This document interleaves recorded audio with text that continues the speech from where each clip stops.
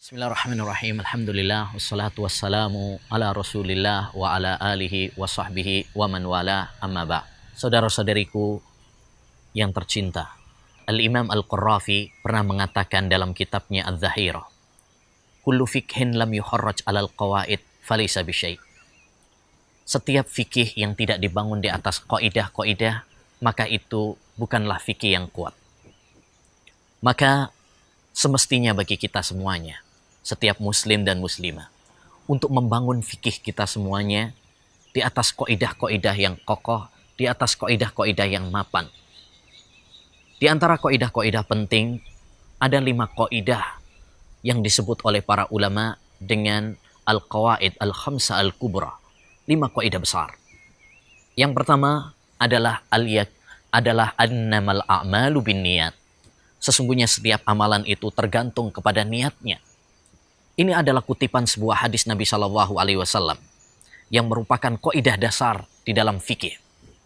Setiap amalan, ucapan tergantung kepada niat. Contohnya, orang tawaf. Kita tahu bahwasanya tawaf itu ibadah hanya di Ka'bah. Kalau seorang tawaf di selain Ka'bah, maka itu tergantung kepada niatnya. Kalau dia niatnya ibadah, maka itu adalah sebuah kesyirikan. Tapi kalau niatnya adalah untuk mencari barang hilang misalkan, maka itu bukan ibadah. Dan itu bukan syirik. Contoh yang lain, misalkan seorang suami mengatakan kepada istrinya, pulanglah kamu ke orang tuamu.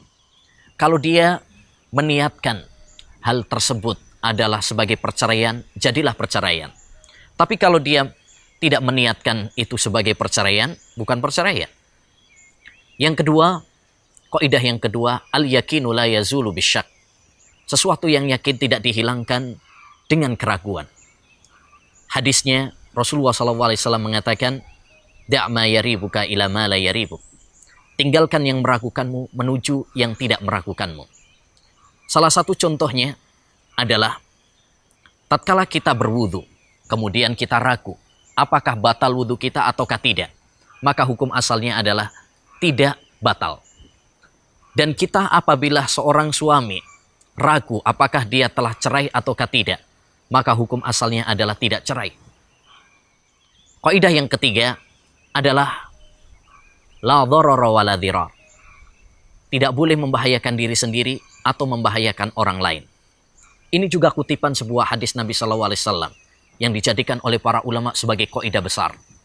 Di antara contohnya adalah rokok. Rokok terbukti sangat membahayakan. Bahkan di dalam rokok sendiri tertulis bahwa rokok membahayakan kesehatan, menjadikan penyakit kanker, jantung, impoten, dan sebagainya. Maka tidak diperbolehkan bagi kita untuk menghisap rokok karena itu membahayakan. Kaidah yang keempat adalah al-masyaqqatu tajlibut taisir. Kesulitan itu membawa kemudahan. Islam adalah agama yang mudah. Yuridu wahu bikumul yusra wala yuridu bikumul usra. Allah Subhanahu wa taala menginginkan kemudahan bagi kalian dan tidak menginginkan kesulitan bagi kalian. Di antara contohnya adalah tatkala seorang tidak sanggup untuk menggunakan air ketika berwudu, maka boleh baginya untuk tayamum. Demikian juga tatkala kita safar, bepergian, maka Allah Subhanahu wa taala memberikan kemudahan untuk mengqashar, meringkas salat kita, atau juga menjamak, menggabung antara 2 salat dalam satu waktu. Dan kaidah yang terakhir adalah al-adatu muhakkamah. Adat, kebiasaan manusia itu bisa dijadikan sebuah hukum. Allah Subhanahu wa taala berfirman, wa ashiruhunna bil ma'ruf. Pergaulilah wanita-wanita, istri-istri kalian dengan cara yang baik menurut urf masyarakat. Contoh kaidah ini dalam kehidupan kita adalah misalkan tentang batas nafkah. Menafkahi istri berapa jumlahnya dalam sehari. Tidak ada batasan tertentu. Maka dikembalikan kepada urf adat manusia yang itu relatif antara satu tempat dan satu waktu dengan yang lainnya. Demikian juga contoh yang lain adalah tentang masalah batas safar. Berapa jaraknya dan berapa lamanya. Tidak ada batas di dalam syariat Islam. Maka itu dikembalikan kepada urf dan adat masyarakat. Ini 5 kaidah penting yang hendaknya kita pahami dan kita cermati, kemudian kita kembangkan.